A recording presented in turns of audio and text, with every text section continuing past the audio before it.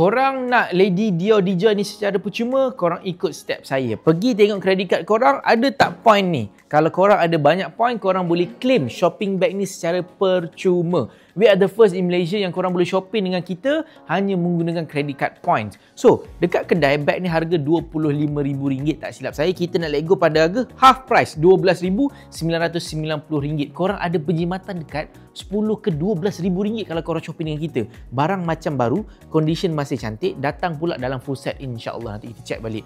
Harga dia RM12,990. Saya nak adakan korang additional discount.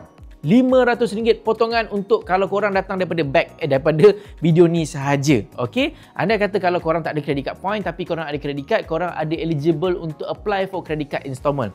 Bersamaan, kalau korang ambil installment plan 3 bulan ke 60 bulan, korang boleh bayar serendah RM150 sebulan untuk bag ni. Maksudnya, korang bayar RM150 pakai credit card dengan kita, first payment boleh terus bawa balik bag. So korang tak payahlah nak bayar selepuk, RM12,000, RM13,000 selepuk. Duit tu masih ada dalam akaun.